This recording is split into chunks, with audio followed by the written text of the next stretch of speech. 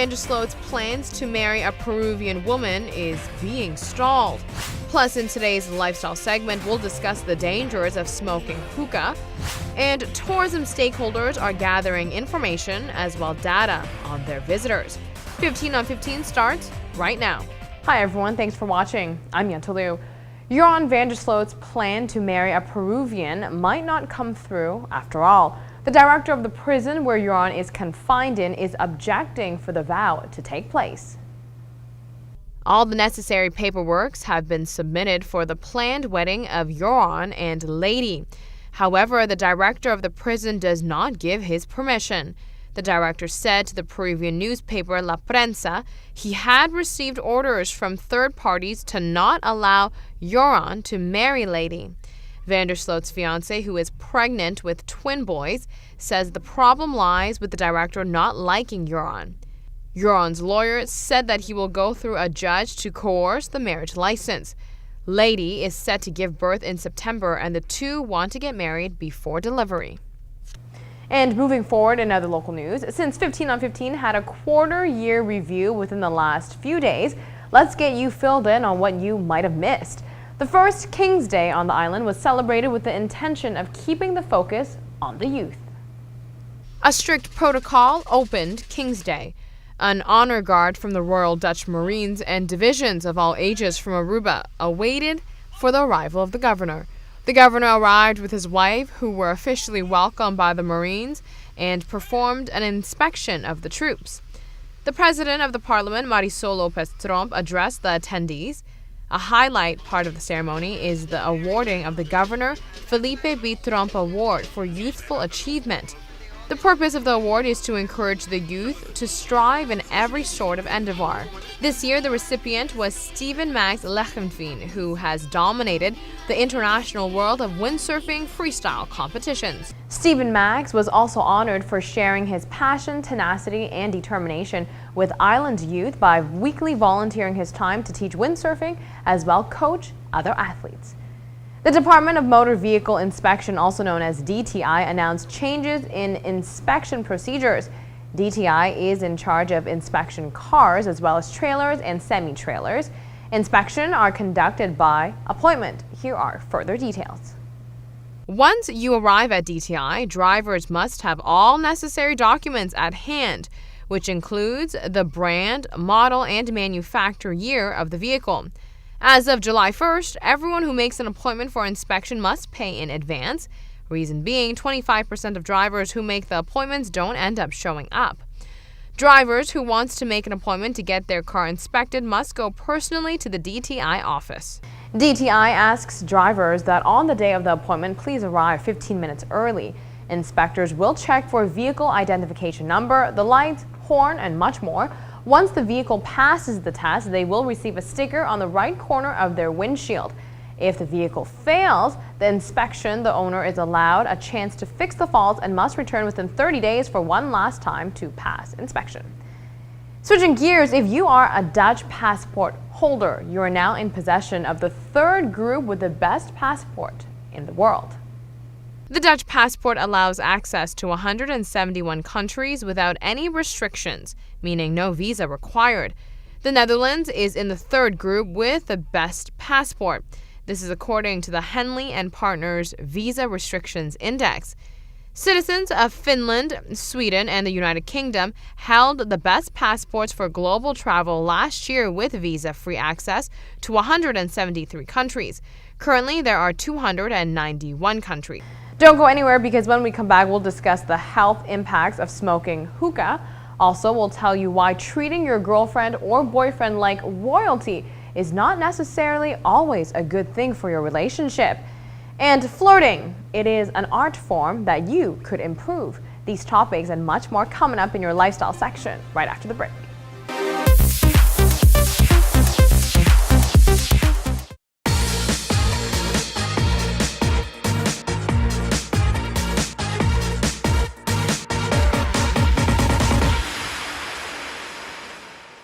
Welcome back from the break. The popularity of smoking hookah on the island is increasing, seeing as there are plenty of resources available at the hotspots. There is a misconception that hookah smoking is safer than cigarette smoking, but this isn't necessarily the case. Hookah smoking is social. It can also be relaxing, but it could also be dangerous.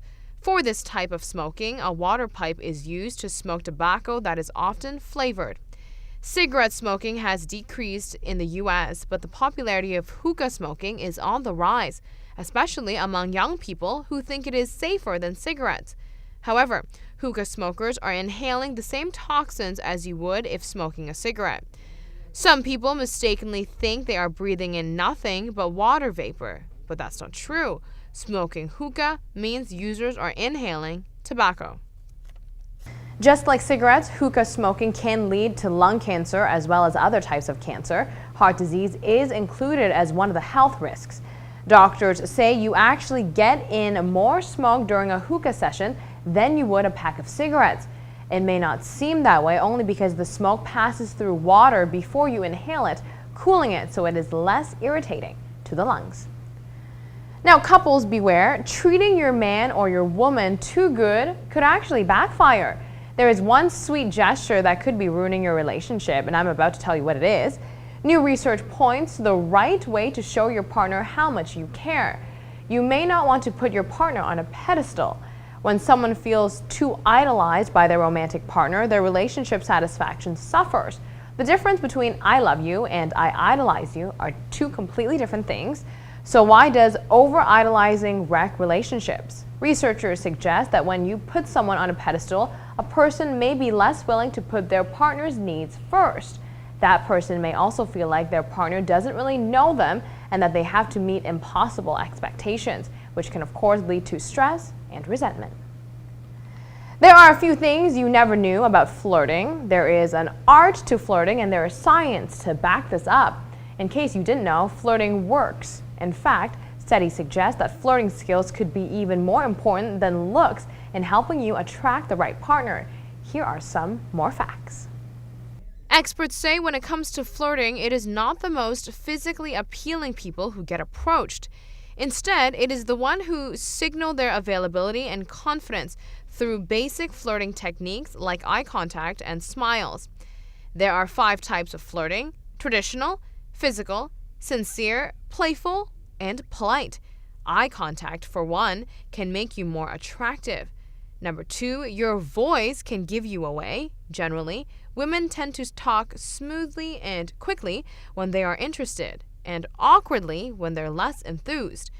And remember, the power of red is real. Whether it is red lips or red dress, the color brings all eyes on you. Hopefully you can brush up on your flirting skills and that you learned something. On that note, we will be right back. Take a look to see what is coming up next.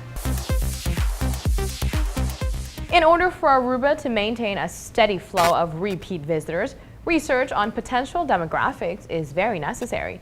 Stakeholders from Aruba's tourism sector, together with professional marketing agencies from abroad, met recently to strategize on maintaining and expanding the island's visitor potential. The tourism session allows hoteliers and tourism officials to set their marketing sights on the future.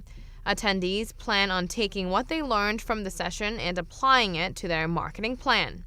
That we learned today is where are we focusing on, where are we spending our money, and how can we improve on whether the segmentation of age, income, and so forth. So there's a whole range of statistics that we saw this morning that will guide us better in the future to focus more and concentrate better on what we want for the future, which is a higher income customer, a higher RevPAR for the hotels, and in general a higher spending power of the customer that comes to Aruba. The expert on tourism marketing say it is vital to learn about possible demographics because it is not guaranteed that the island will have repeat visitors or that Aruba will always be able to maintain these visitors. Therefore, data must be collected. Today we came to talk to the minister about some of the projects we've been working on with him in 2013 and what's going to be happening in 2014, more around the visitors that come to the island, about how we better understand the visitors, the data that we collect about the visitors, and drive them back to the island. This is about making tourism more successful here on the island and fulfilling their strategies to raise the economy here on the island and better understand how we can better market to those people wanting to come to the Aruba. According to the agency expert, Aruba had a very successful 2013. Experts are ready to dive into the new year. This is how the agencies help. Tourism obviously impacts every aspect of Aruba, and what my agency helps to do is to be able to do it better, more efficiently, to spend the marketing dollars wisely to align with what the minister wants to do. There is always room for improvement. Aruba has a great product already, but incorporating the information of clients will reap maximum benefits, allowing marketing dollar to be spent more wisely. I think that the minister has a great plan that he's put in place for as far as coordination, so that it's not just one agency or one group, but really bringing everybody together. Our agency and Sarah helps bring a lot of data sources together, and then we infuse great intelligence about the customers and the visitors. And I think if that's being used wisely, then the results will be even better this next year. And that is our show for today. Thank you for joining us. We'll be back here with a brand new edition of 15 on 15 starting Wednesday night at 7:15 p.m. right here on Channel 15 ATV. We will see you then.